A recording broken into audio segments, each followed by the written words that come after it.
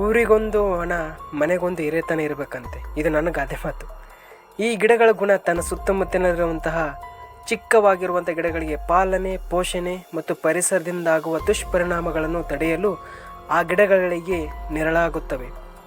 ಇದರ ಗುಣ ಹೊಂದಿದವರೇ ಹಿರಿಯರು. ನಮಸ್ಕಾರ ಪಾರನ್ ಮಂದಿರಿಗೆ. ಇವತ್ತು ನಾನು ಯಾರ ಬಗ್ಗೆ ಹೇಳ್ತೇನೆ ಅಂತ ಗೊತ್ತಾಗಿರಬೇಕು. ಅದೇ ಹಿರಿಯರ ಬಗ್ಗೆ.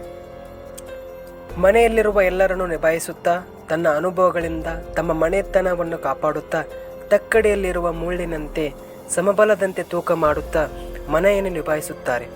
ಒಂದು ಮನೆತನದ ಬಗ್ಗೆ ತಿಳಿದುಕೊಳ್ಳಬೇಕೆಂದರೆ ಆ ಮನೆತನದ ಹಿರಿಯರು ಬೆಳೆದು ಬಂದ ಆದಿಯಿಂದ ಸಂಬಂಧ ಬೆಳೆಸುತ್ತಾರೆ. ಅಜ್ಜಿಯ ಕೈರುಚಿ, ಅಜ್ಜಿಯ ಕತೆಗಳು ಮತ್ತು ತಾತನ ತನ್ನದೇ ಕತೆಗಳನ್ನು ಹೇಳಿ ಹೇಳಿ ತಿನ್ನುತ್ತಾ ಮೊಮ್ಮಕ್ಕಳ ಜೊತೆ ಮಗುವಾಗಿ ಬೆರೆಯುವರು.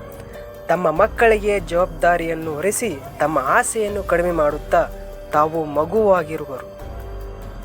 ಅಷ್ಟೇ ಅಲ್ಲ, ಈ ಹಿರಿಯರು ತಮ್ಮ ಖುಷಿಯನ್ನು ಮಕ್ಕಳು ಮತ್ತು ಮೊಮ್ಮಕ್ಕಳ ಬೆಳವಣಿಗೆಯಲ್ಲಿ ಕಾಣುತ್ತಿದ್ದಾರೆ. ಯಾವ ದೇಶ ಸುತ್ತದೆ, ಯಾವ ಪುಸ್ತಕವನ್ನು ಓದದೆ ಕೇವಲ ತಮ್ಮ ಅನುಭವಗಳಿಂದ ಮನೆತನವನ್ನು ಗೌರವ ಕಾಪಾಡಿಕೊಂಡು ಬರುತ್ತಿದ್ದಾರೆ.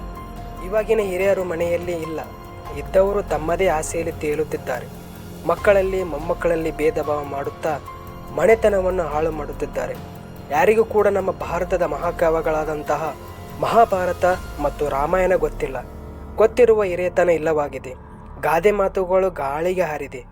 ಮನೆಯ ಒಗ್ಗಟ್ಟು ಬರೀ ಪುಸ್ತಕಕ್ಕೆ ಸೀಮಿತವಾಗಿದೆ.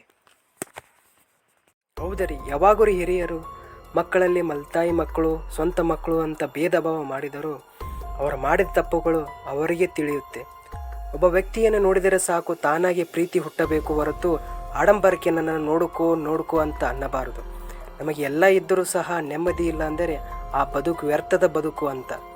ಹಿರಿಯರು ಮಾಡಿದ ತಪ್ಪುಗಳು ಅವರ ಮಕ್ಕಳು ಮತ್ತು ಮೊಮ್ಮಕ್ಕಳ ಮೇಲೆ ಪರಿಣಾಮ ಬೀಳುತ್ತಿದೆ.